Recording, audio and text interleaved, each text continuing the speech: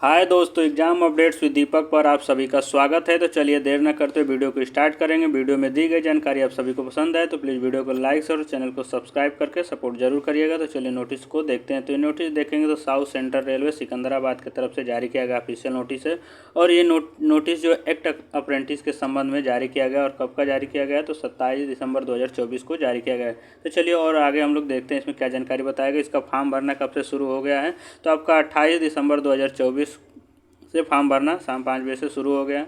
और इसमें और देखेंगे तो इसमें बताया गया है कि आपका ये फॉर्म कब तक भरा जाएगा तो 27 जनवरी 2025 तक इस फॉर्म को आप भर सकते हैं।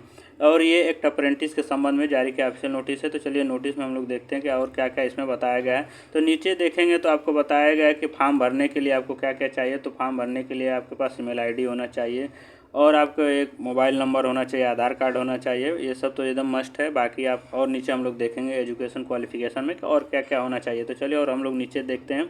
और नीचे से हम लोग चलेंगे तो इसमें देखेंगे तो आपको देखेंगे तो यहाँ बताया गया है कि अगर आपका जब अप्रेंटिस में सिलेक्शन हो जाएगा, मेरिट बेस सिलेक्शन होता है, आप सभी को पता होगा। तो मेरिट बेस सब सिलेक्शन होगा तो आपका ये यूनिट है, इन्हीं यूनिटों में आपको जाकर 1 साल के लिए अप्रेंटिस करना होगा, यानी आपको जॉब इसी में करना होगा। ये सारा यूनिट बताया गया। तो देखेंगे तो क्या यूनिट है।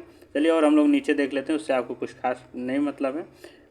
यहाँ बताएगा ये आपके लिए बहुत ज़रूरी है कि इसमें देखेंगे कौन से ट्रेड है। तो 16 ट्रेडों के लिए अप्रेंटिस के लिए पोस्टें जारी कर दी गई हैं। और इसमें अपना ट्रेड देख लीजिएगा, आपके ट्रेड में कितनी पोस्टें हैं, आपके कैटेगरी में कितनी पोस्टें हैं, उस हिसाब से आप फॉर्म अप्लाई करिएगा। तो देखेंगे तो पहले नंबर बताया गया एसी मैकेनिकल में एससी में 22, एसटी में 10 और ओबीसी में 40, ईडब्ल्यूएस में 14 और यूआर में 57, यानी टोटल देखेंगे तो 143 पोस्टें दी गई हैं। इसे अपना देख लेंगे। एयर कंडीशनिंग का दिया गया, carpenter, diesel mechanic, electronic, electrician, fitter, इन सब चीज़ों का अपना अपना ट्रेड देखेंगे। 16 ट्रेडों में ये अप्रेंटिस के लिए पोस्ट जारी कर दी गई। तो अपना ट्रेड देख लीजिएगा और कौन से ट्रेड में कितनी पोस्टें हैं और कैटेगरी वाइज अपना पोस्ट देकर इस फॉर्म को अप्लाई कर दीजिएगा। तो ये आपके लिए ज़रूरी था। टोटल देखें तो इसमें बताया गया है 4232 पोस्टों पर ये बताया गया कि अप्रेंटिस के लिए जारी किया गया नोटिस।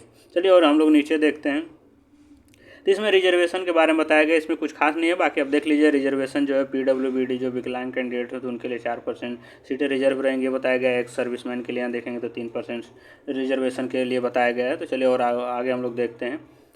और इसमें देखेंगे तो आपके लिए ज़्यादा जो ज़रूरी है ये है आपका एजुकेशन क्वालिफिकेशन क्या होना चाहिए। तो आपका एजुकेशन क्वालिफिकेशन मिनिमम आपके पास हाई स्कूल होना चाहिए। हाई स्कूल वाले कैंडिडेट हों या 12th वाले कैंडिडेट हों, उसके साथ में यहाँ देखेंगे तो बताया गया आल्सो प्रोसेस आईटीआई का सर्टिफिकेट, यानी आप हाई स्कूल किए हों या इंटर किए हों लेकिन साथ में आपका आईटीआई सर्टिफिकेट होना ज़रूरी है। बाकी आपका आईटीआई किस ट्रेड में होना चाहिए तो आपने ऊपर देखा है कि 16 ट्रेड में आपका 16 में से किसी भी ट्रेड में आपका आईटीआई होना चाहिए। साथ में आप हाई स्कूल किए हों या इंटर किए हों तो आप इस फॉर्म को अप्लाई कर सकते हैं। बाकी एनसीबीटी हो चाहे एससीबीटी हो, इससे कोई दिक्कत नहीं होती है। दोनों कैंडिडेट इस फॉर्म को अप्लाई कर सकते हैं। यानी रेलवे के जो अप्रेंटिसशिप का फॉर्म होता है एनसीबीटी और एससीबीटी वाले दोनों कैंडिडेट फॉर्म को अप्लाई कर सकते हैं। चलिए और नीचे हम लोग देख लेते हैं। तो आपने ट्रेड देख लिया, कौन कौन ट्रेड है, कितनी वैकेंसी है, एजुकेशन क्वालिफिकेशन आपने देख लिया। बाकी और हम लोग नीचे देख लेते हैं कि इसमें क्या चीज़ें बताई। जो जो इंपॉर्टेंट वही मैं बताऊंगा, बाकी तो आप इस नोटिस को डाउनलोड करके अच्छे से पढ़ लीजिएगा, मैं इसका लिंक दे दूंगा। चलिए और नीचे देख लेते हैं। इसमें देखेंगे तो आपको एज बताया गया है कि इस कितने एज के कैंडिडेट फॉर्म को अप्लाई कर सकते हैं। तो देखेंगे तो बताया गया है कि आपकी एज जो है 24 ईयर मैक्सिमम बताया गया कि 24 ईयर होनी चाहिए। देखें 15 ईयर से लेकर बताया गया 24 ईयर तक के जो इसमें कैंडिडेट हैं इस फॉर्म को अप्लाई कर सकते हैं, यानी 24 ईयर से ज़्यादा।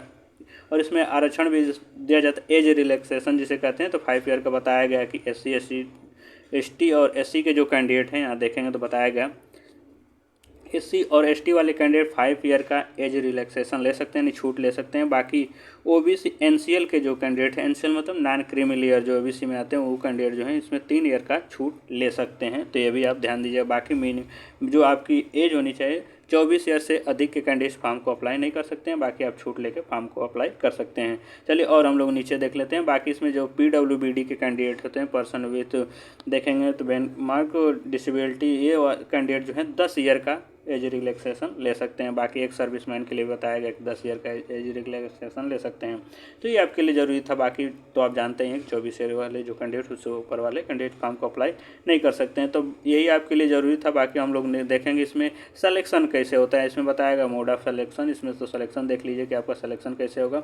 तो ये जानते हैं आपको मेरिट बेस्ड सिलेक्शन होता है, यानी कि जो आपका हाई स्कूल में जो परसेंटेज होगा और आपका जो ITI का जो परसेंटेज होता है उसको ऐड करके आपका मेरिट बनाया जाता है। तो ध्यान रखेंगे जितना अच्छा आपका हाई स्कूल में और अब जो आपका ITI में परसेंटेज होता है उस हिसाब से आपको जो मिलने वाली होती हैं आपके ट्रेड वगैरह, उस हिसाब से आपका सिलेक्शन हो जाएगा। जिससे आप मान लीजिए इलेक्ट्रीशियन है, फिटर हैं, अगर अच्छा परसेंटेज होगा तो आप जिस को चूज करेंगे उस हिसाब से आपका मिल जाता है।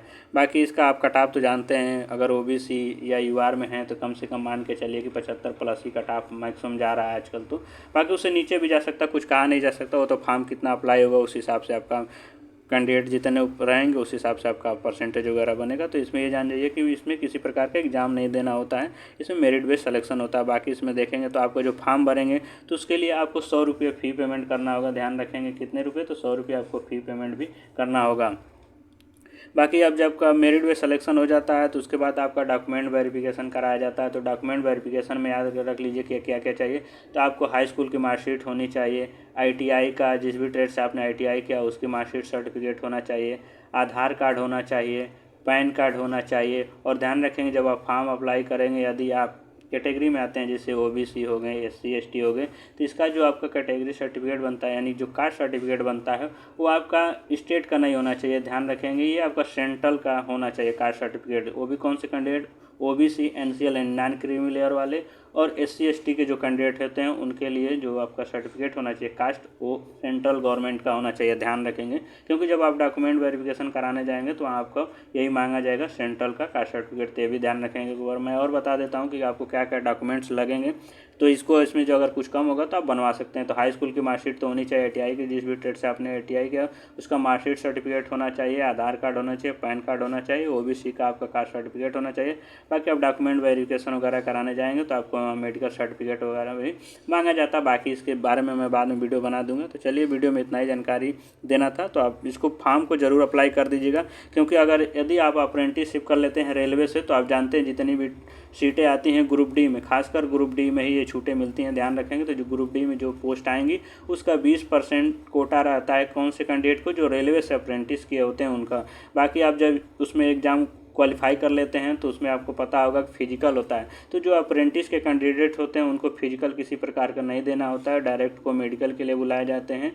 तो ये ध्यान रखेंगे। तो ये सब छूटें होती हैं। और कट ऑफ आप देखे होंगे पिछले जो समय में आपका ग्रुप डी की भर्ती क्लियर हुई है उसमें कट ऑफ जो बहुत कम गया था, 30-40 से ही गया था, क्योंकि उसमें आप जानते होंगे कि जो UR के कैंडिडेट होते हैं उनको कम से कम 40 नंबर लाना होता है, OBC SC के वाले कैंडिडेट 30 नंबर लाना होता है, ST के लिए 25 नंबर लाना है। ये इतना मस्ट होता है। तो आपको ये इतना ला देंगे तो जॉब मिल जाती है। और ध्यान रखेंगे जब आप किसी अप्रेंटिस कर लेने के बाद अगर आप ग्रुप डी का एग्ज़ाम देंगे तो आप जितना नंबर लाते हैं वो आपका जो सर्टिफिकेट मिलता है रेलवे द्वारा, जो अप्रेंटिस सर्टिफिकेट मिलेगा उसका 1/3 नंबर जो होता है आपका ग्रुप डी का जो एग्ज़ाम देंगे उसमें ऐड कर लिया जाता है। तो ये भी ज़रूरी होता है कि आप अच्छा से अच्छा नंबर अर्जित करें अप्रेंटिसशिप के दौरान। जब आपका अब तो ये भी हो गया है कि एग्ज़ाम वगैरह नहीं होता है, डायरेक्ट प्रैक्टिकल होता है, उसके बाद आपको नंबर प्रोवाइड करा दिया जाता है यानी मार्कशीट में। तो जितना अच्छा आपका परसेंटेज होगा उतना आपको फ़ायदा मिलेगा, क्योंकि अगर यदि मान लीजिए आपका 90% अप्रेंटिस करते हैं यदि बन गया तो उसका 1/3 यानी 30 नंबर आपको